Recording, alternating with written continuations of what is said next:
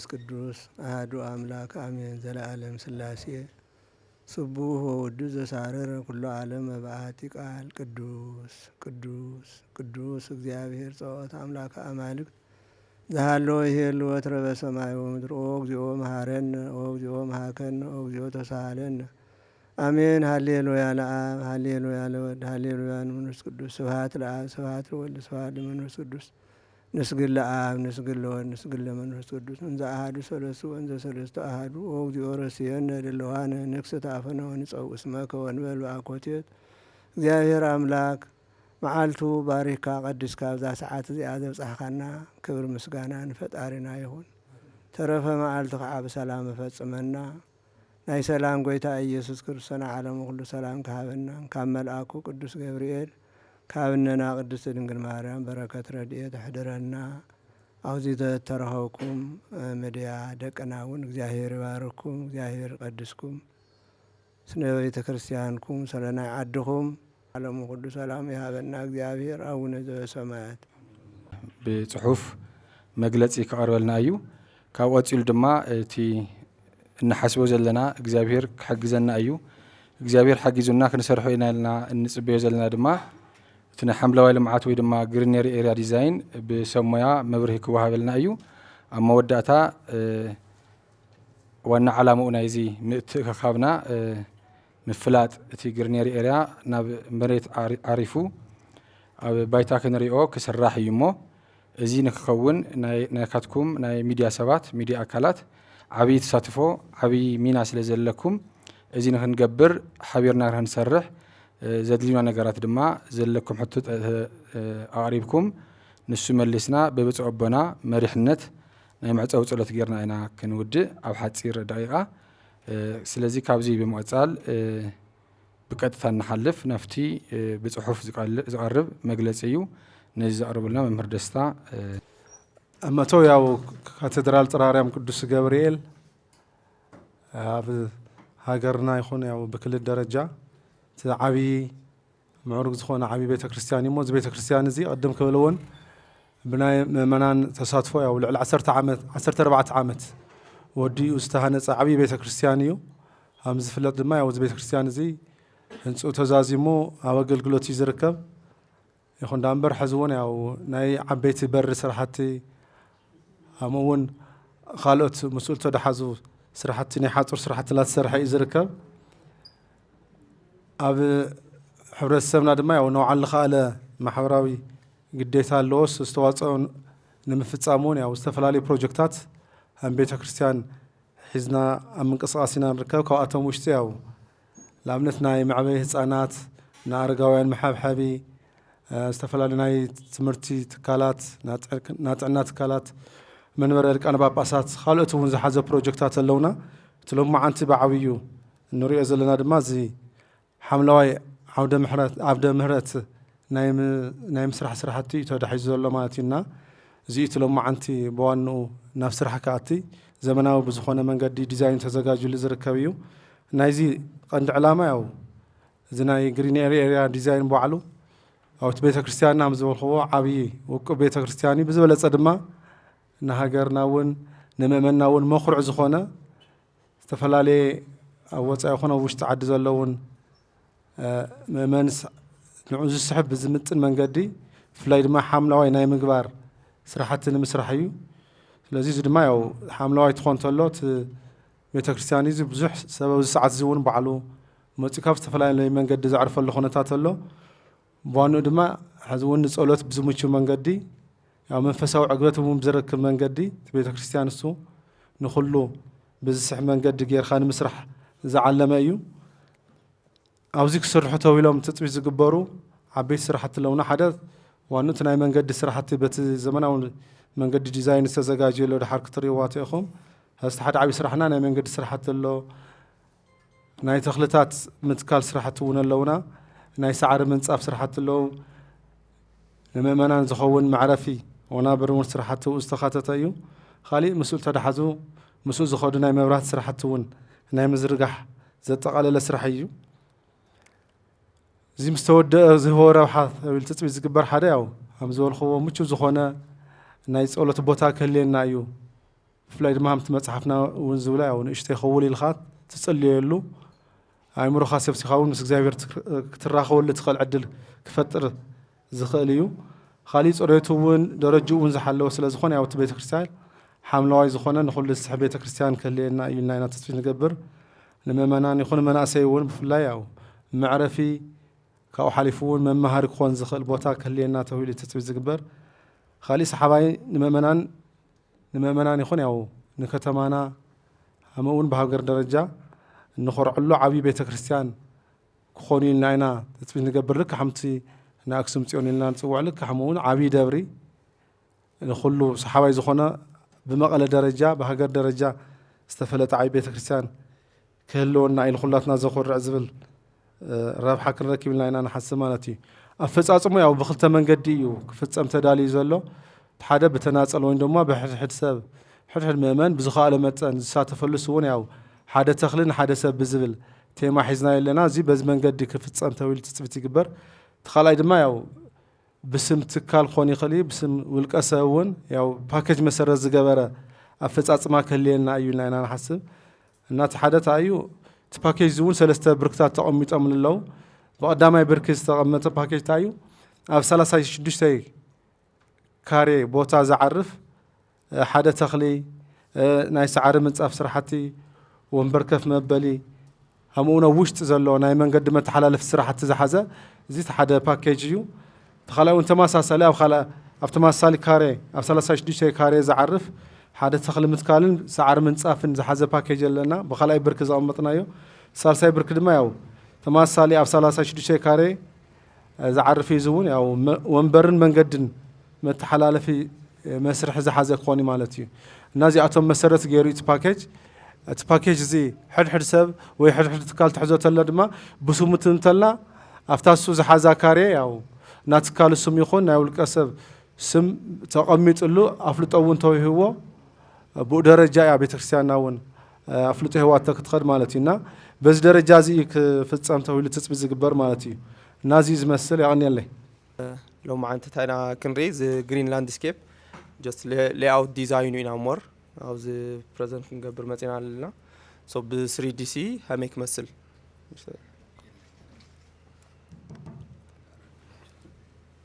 ب 3D هم يقدرنا visualize كنقبر هم نخل ياو كنرينا مالتي سو دا جبريل بسايت بلان كنريو تلنا بلس 3D جرينري تاي هم المسل ديتيل كنعطينا ياو أبوتات بلمهرونا مسرت ياو بيت كريستيان نا عرفت بوتا آيات بال سو نصلي لا نعرفها لا ناس قولت نجبر لا بوتا سلو هنا سو مسميعت التقانة أيو مالتي سو نبيت كريستيان كنا خدت لنا سي كنا عرف قولت كنجبر سو مس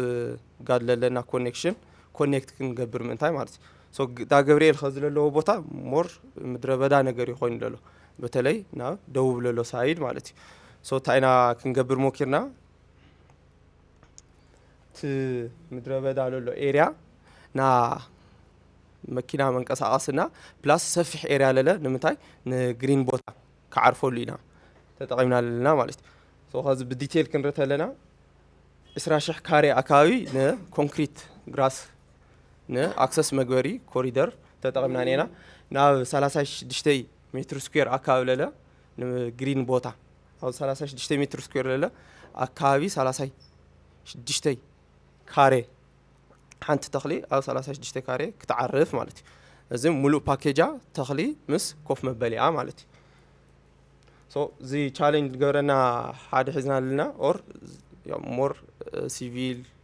سيرفير كنا يا كحجزنا كنجبرنا كا دا جبريل تشرش للا كذا ريد لاين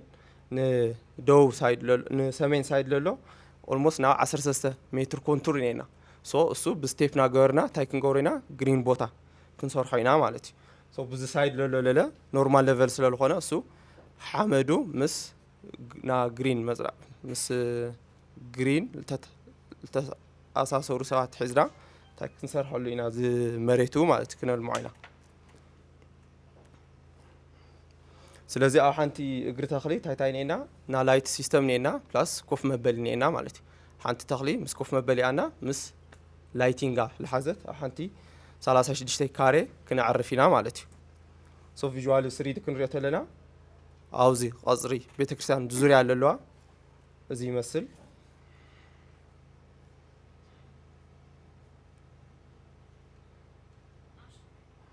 እዚ ክንሰርሖ ተኾይና ለለ ምስ ሰርቬራት ሲቪል ና ተኽሊ በዓል ሞያታት ኮይና ብሓደ ኮይና እንታይ ክንገብርና ናብ መሬት ክነዕርፎ ኢና ማለት እዩ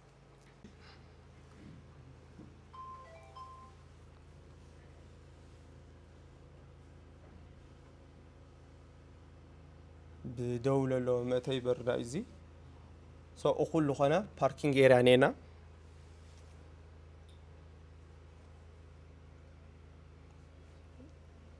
ዛ ሳውንድ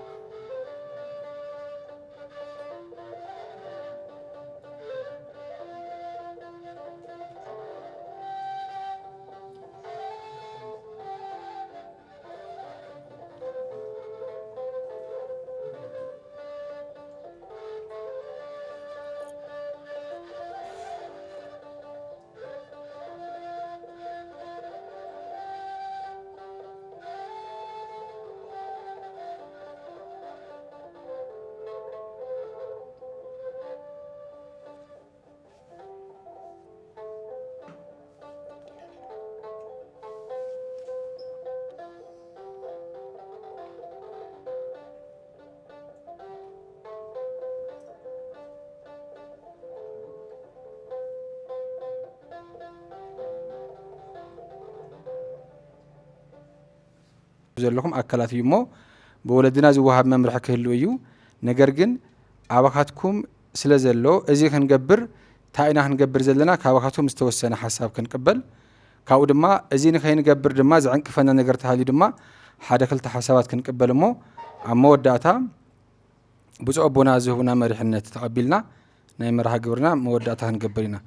ስለዚ ግልጽ እንድሕር ኮይኑ እዚ ንምግባር ናይካቶም ዓብይ እጃም ዓብይ ተሳትፎ የድልየና ከም ቤተ ክርስቲያን ከም ካቴድራልና ኣብ ማሕበራዊ ሚድያ እዩ ሕዚ ሓይሉ ዘሎ ሕብረተሰብና እውን ኣብ ምፍላጥ እዩ ዘሎ ሓይሉ እሞ እዚ ንክነፋልጥ እንታይ ኢና ክንገብር ዘለና ሓደ ስራሕና ምፍላጥ ይኸውን ዝኽእል ነገር ግን በብዝተፈላለየ ብዝደለናዮ ኣቅጣጫ ወይ ድማ ኣንፈት ኣፋሊጥና እዚ ዝረኣናዮ ደስ ዝብል ምዕሩግ ቤተ ክርስቲያን ካቴድራል ክንፈጥር ዘይተሓለለ ጻዕሪ የድልየና እዩ ስለዚ እዚ ክንገብር ካባኻትኩም እንታይ ይድለ ካብ ቤተ ክርስቲያን እንታይ ይድለ ሓደ ክልተ ሓሳባት ጥራሕ ክንቅበል ብቅርሺ ደረጃስ ጠቕላላ ክንደይ እዩ ክብል ይደልየ ጠቕላላ ካፒታል ክንደይ ይውድእ ይኸውን ሕብረተሰብ ክሰርሖ ከምዝኾነ እምነት ኣለኒ ግን ሓፈሻዊ በጀቱ ክንደይ ተተሓይዙ ዝብል ሓሳብ ኣብ ሰፈር ይኹን ኣብ ብዙሕ ኣብ መንደራት እዚ ለኣክል ደብሪ ተተሓይዙ በረኻ ኮይኑ ብዙሕ ኣብ ማሕበራዊ ሚድያ ፖስት ንብሎ ተለና እዚ ቤተ ክርስቲያን ብቻ ኢና ፖስት ንብሎ ነርና ናይና ፖስታት ርዮም ካብ ካልእ ዓድታት መፅኦም ትርእይዎ ተለው ብዙሕ ሓሳብ የቕርቡለይ ነይሮም ንምንታይ ሰፈር ኣሰባሲብና ተኽልንለይ ንተክል ይብሉ ነይሮም ብዙሕ ሓሳባት ይግለጽ ነይሮ እዚ ብጣዕሚ ልድገፍ ሓሳብ እዩ ካብ ተወላዲ ዳ ገብርኤል ኣነ ካባየ ልሕግዞ ዘይኮነስ ሙሉእ ትግራዋይ ክሳተፈሉ ግባእ እዩ ዓብይ ካቴድራል እኒአና ሓም ሓሳብ ሓውና ከም ዝገለጾ ክንደይ ለኣክል በጀት ተበጅቱ ክስራሕ ይከኣል ካልኣይ ለለ ክኢላታት ተማኺሮምስ ኣብ ህንድዚ መዓልትታት ክውዳእ ልብል ሓሳብ ተትህልጥ ጽቡቕ ነይሩ ሳልሳይ ዝተኽሊ ካብ ዜሮ ዲ ክዓቢ ወይስ ሃምዙ ኣብ ካልኦት ዓድታት ዝግበረሎ ብዓበይቲ መፂኡ ተተኺሉ ድዩ ከፍ ክብል ስታት ሓሳብ ተወሳኺ ሓሳባት ልህቦ ብዙሕ ድምቀት ልክህበሉ እዚ ቤተ ክርስቲያን መብራህቲ ተትግበር ኢለ ሓሳበይ ይገልጽ ይቐኒለይ ኣብ ዝሰርሕዎ ስራሕ ኩሉ ስለላዕድምኩም ንመጀመርያ ይቐኒለይ ኣብ ዝሰርሕዎ ስራሕ ኩሉ ኣብ ጎንኩም እኒኹ ለቤተ ክርስቲያን ለይኾነ እሞ ግሪኔራ ብቻ ይኾነይ ብጣዕሚ ብዙሓት ስራሕታት እኒአውናና እዚ ስራሕ እዚ ክንሕግዘኩም ኢና ኣብ ጎንኩም እኒአና ኢልኩም ስለመጻኹም ብጣዕሚ የቐኒልና ብጣዕሚ ለነመስግን ኣብዚ ግሪኔራ ያው ሃምዝልተ ነገር ዓንቶ 20,000 ለኣክል ና ኮንክሪት ና መንገዲ ስራሕቲ እኒአና 20,000 ካሬ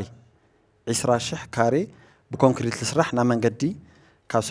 ሰለስተ ዓበይቲ በርታት እኒአውናና ሰለስቲኦም በርታት ምስ ዙርያ ቤተ ክርስቲያን ለጠቓልሉ 20,000 ካሬ ና ኮንክሪት ስራሕቲ እኒአውና እዚኣቶም ና መንገዲ ብቻ ይኾነ ፓርኪንግ ቤተ ክርስቲያንና ብጣዕሚ እያ ትሽገር ብፓርኪንግ ደረጃ ብዙሕ ግዜ ክረዓል ክኾን ተሎስ ኣብ ርሑቕ ቦታ እየን ጠጠው ኢለን መኻይን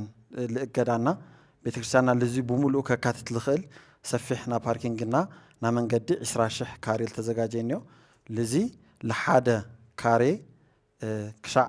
1,800 ቅርሺ ኣከባቢ ክውድእ ኢልና ንግምት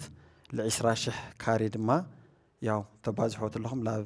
36 ሚልዮን ኣከባቢ ክውድእ እዩ ና መንገድና ና ፓርኪንግ ና ኮንክሪት ስራሕቲ ብቻ ማለት ኢና ኣብቲ ግሪን ኤራ ተኸይናለ 36,000 ካሬ ለግሪን ኤሪያ ክኾን ተዘጋጀየ መሬት እኒአና እና ሓደ ሰብ ሓንቲ ፓኬጅ ማለት ሓንቲ ተኽሊ ኣብ 36 ካሬ ማለት እውን 6 ብ6 ኣተዓርፍ ሓንቲ ተኽሊ ኣብኣ ኮፍ መበል እኒዋ ሰፊሕ ናዚ ሓምለዋይ ግሪን ዝኾነ ናሳዓር ቦታ እኒዋ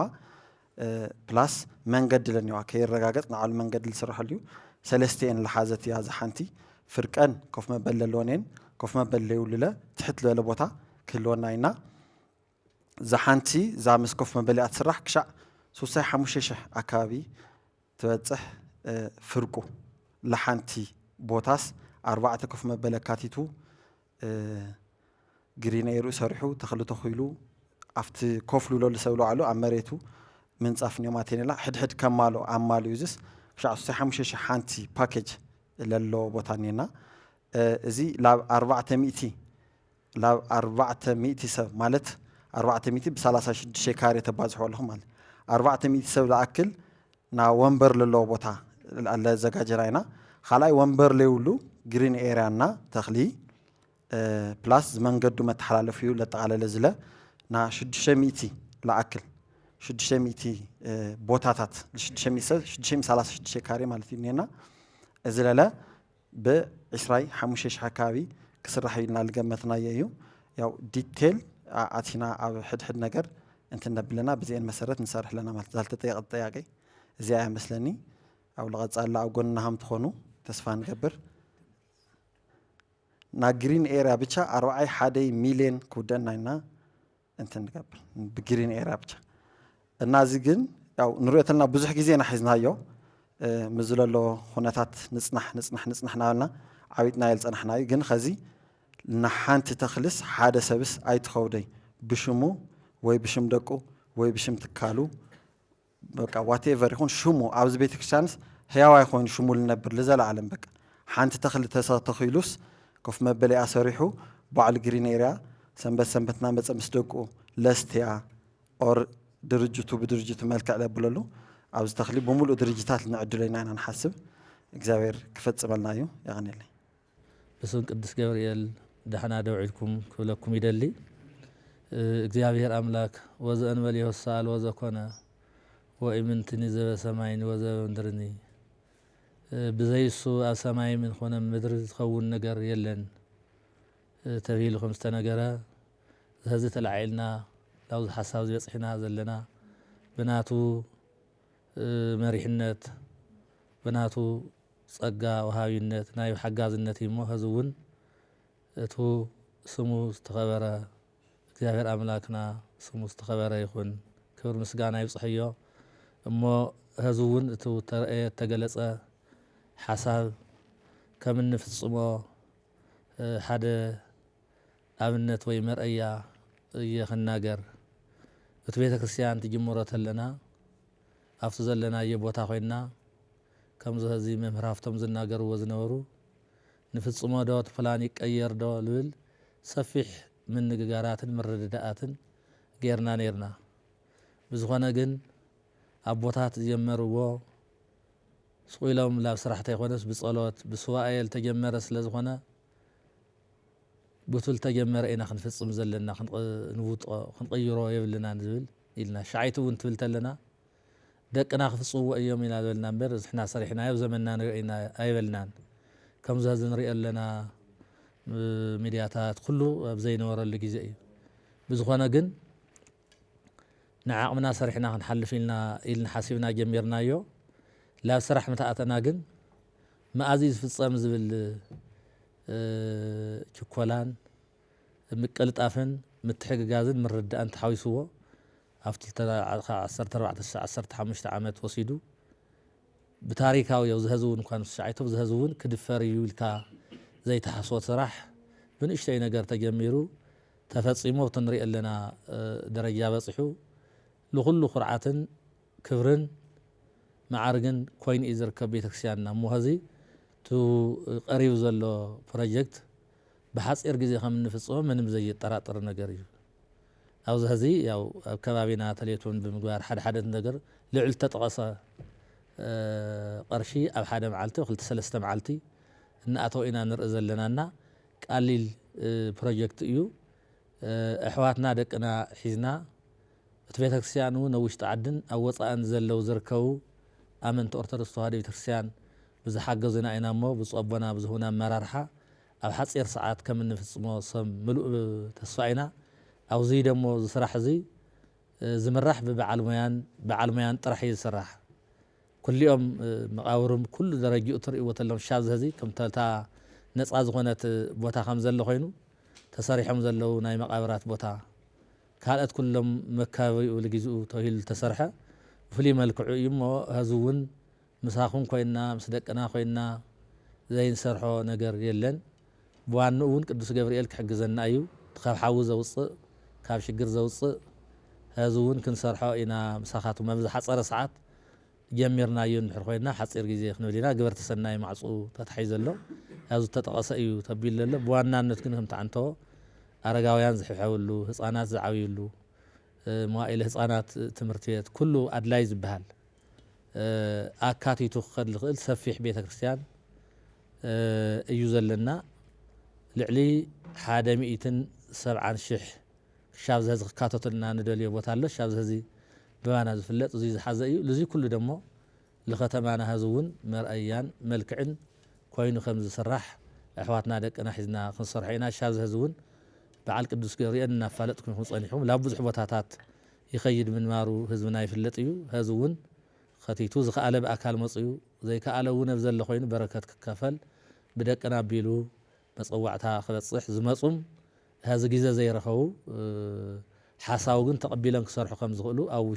ውሽጢ ዓድን ኣብ ወፃእን ዝርከቡ ሚድያታት እውን እዚ ቅዱስ ተግባር ክትሓጋገዙን ክትሓባበሩን ክኽእሉ እዮም ተኽኢሉ ከም ትበልክዎ ተሓባቢርና ገንዘቡ ሓፂር ሰዓት ክንረኽቦም ንኽእል ሙሉእ ተስፋ እዩ ዘለኒ እንድሕር ዘይኮነ ግን ከምቲ ቤተ ክርስቲያን ልነዊሕ ግዜ ምስ ደቅና ኢልናዮ ነርና ደቅና ይኾነ ይዋ ገና ብደቅና ልብል ነበሩ እውን እንተይወለዱ እዩ ተፈፂሙ እቲ ቤተ ክርስቲያን ገና ምስ ደቅና ምሳና ልመኾኑ መናእሰይ ነይሮም ከም ልመምህር ዳንኤል ታፈሰ ንእሽተን ብዕድመ ነይሮም እሶም እውን ደቅና ክሰርሕዎ እዮም ነይሮም ደቆም እንተይኮኑስ ገና ደቆም እንተይወለዱ እቲ ቤተ ክርስቲያን ተፈፂሙ ተሰሪሑ እዩ ሕዚ እውን እቶም ዘለዉ ከም ዘለዉ ኮይኖም ቀዲሞም ተመርዐዩ ምስ ደቆም ክርእይዎ እዮም ልደንጎዩ እውን ያው ገና ደቆም እንተይወለዱ እቲ ቤተ ክርስቲያን ተሰሪሑ ለሎ ፕሮጀክት ከም ዝፍፀም ሙሉእ እምነትን ተስፋ እዩ ዘለኒ እሞ ብፀባኺን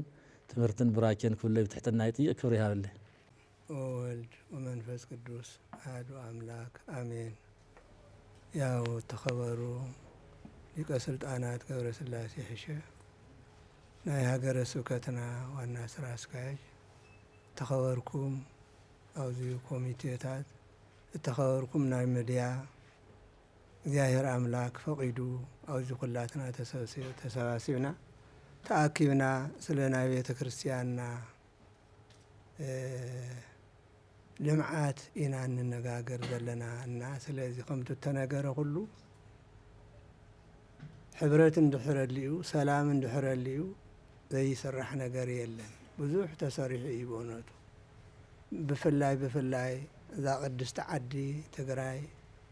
ደቃ እተባረኹ እተቐደሱ ቤተ ክርስቲያን ዝሰርሑ ብዙሕ ስራሕታት ታሪክ ዝሰርሑ እዮም እና ሕዚ እንድሕር ሕብረት ኣድልዩ ሰላም እንድሕረልዩ ፍቕሪ እንድሕረልዩ ደቅና ከም እኽሊ እዮም ተዘሪኦም ዘኔው እና ብኣውሮፓ ዘለዉ በአሜሪካ ዘለዉ ብውሽጢ ዓዲ ዘለዉ ሕዚ ንኣና ከባድ ይመስለና ግን ቀላል እዩ እንግዲህ እና ስለዚህ ሚድያ ደቅና ብተኸኣለ መጠን መቸም በእውነቱ ንገብርኤል ኣብ ሳርየ ተስሂቱ እዩ ስለዚህ እንደገና ደግሞ ተሸገሩ ሰባት ካብ እቶነ እሳት ካብ ሓዊ ዘውፅእ መልአኽ እዩ እና ንቅዱስ ገብርኤል ዘይብል ሰው ስለ ዘየለ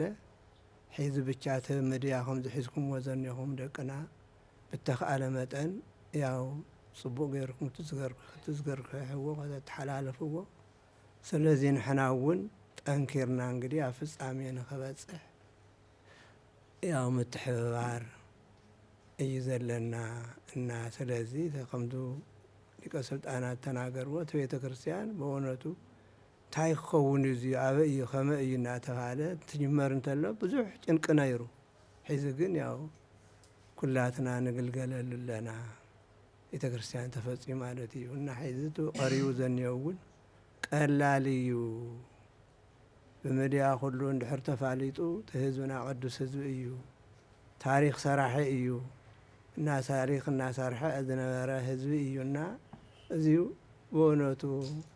ጊዜ ዝወስድ ይመስለንን ኣነ እና እግዚአብሔር ሰላም ይግበረና